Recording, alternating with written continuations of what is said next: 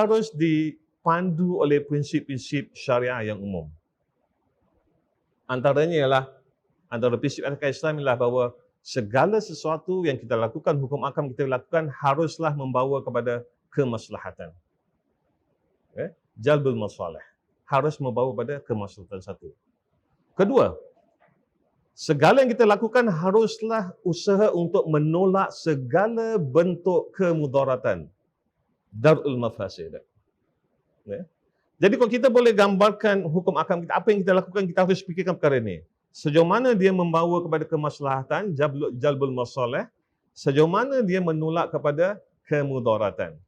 Menghukumkan sesuatu sebagai halal ataupun haram, najis atau sebaliknya, yang tidak membawa kepada kemaslahatan atau tidak menolak kepada kemudaratan, bukanlah itu daripada tafsiran syariah.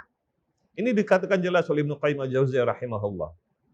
Segala sesuatu yang tidak membawa kepada kemaslahatan, tidak membawa hikmah pada apa yang kita lakukan, tidak menegakkan keadilan, tidak membawa kebaikan, bukanlah ia daripada syariah, apa juga tafsiran kita tentang dalil-dalil semua tadi. Kemudian dalam antara membawa kemaslahatan dan menolak kemudaratan, antara jalbul masalih dengan darul mafasid, para ulama mengatakan darul mafasid muqaddam ala jalbil masalih. Menolak kemudaratan didahulukan, diutamakan daripada membawa kemaslahatan. Ini adalah prinsip-prinsip kaedah-kaedah yang para pemikir Islam pada dahulu sehingga hari ini dipandu dengannya. Dalam masalah vaksin ini adalah proses pencegahan. Ini adalah proses darul mafasid. Dia bukan obat. Kalau dah kena sakit doktor baru nak pakai tak jalan itu dah kena kan. Ini adalah darul mafasid. Ini adalah proses pencegahan. Dan kita semua tahu apa kata prevention is better than cure. Pencegahan adalah baik daripada untuk penyelesaian suatu masalah. Dia adalah darul mafasid.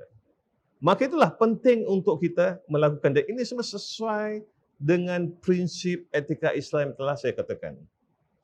Antaranya prinsip etika Islam di sini adalah untuk kita menjaga kemaslahatan umum, kemaslahatan awam. Bukan masalah menjaga kemaslahatan pribadi saya sendiri. Saya mungkin kemaslahatan pribadi saya beribadah di rumah Allah SWT ataupun di rumah sendiri, kita berzikir, kita bersolat dan sebagainya. Kita diberi ganjaran insya-Allah. Ma'jurin, kita diberi ganjaran insya-Allah. Kita merasakan kepuasan spiritual. Kita solat tahajud malam, kita rukuk dan sujud, kita menangis, kita, ya Allah subhanallah nikmatnya. Merasa kepuasan spiritual.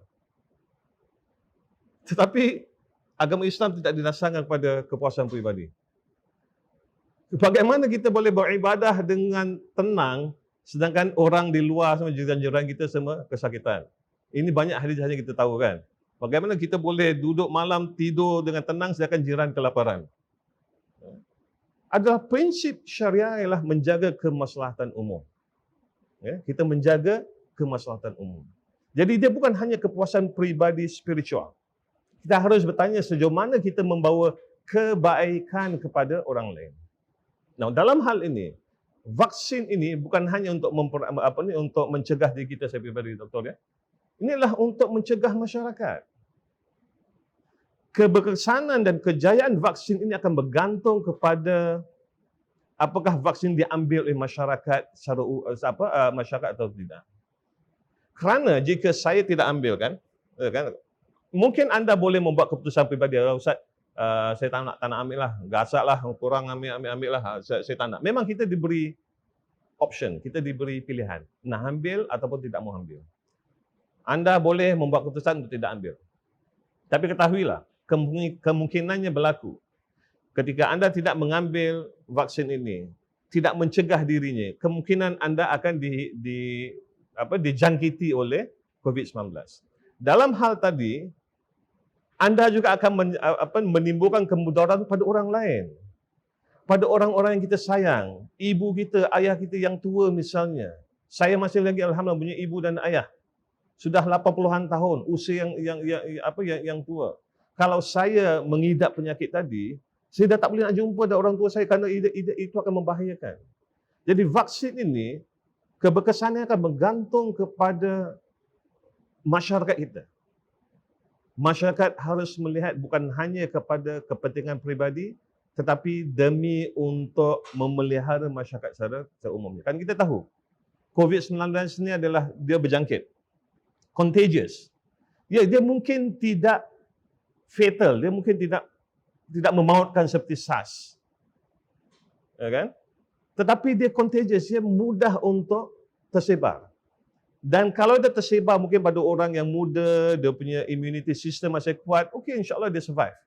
Tapi kalau tersebar pada orang tua, orang yang kita sayangi, ibu kita, ayah kita sudah tua, ataupun anak kita walaupun masih muda tapi mempunyai penyakit-penyakit yang lain. Fikirkanlah kalau ini berlaku kepada orang-orang yang kita sayangi. Kalau ini berlaku pada anak kita, ibu kita dan ayah kita. Jadi ini adalah proses untuk mencegah.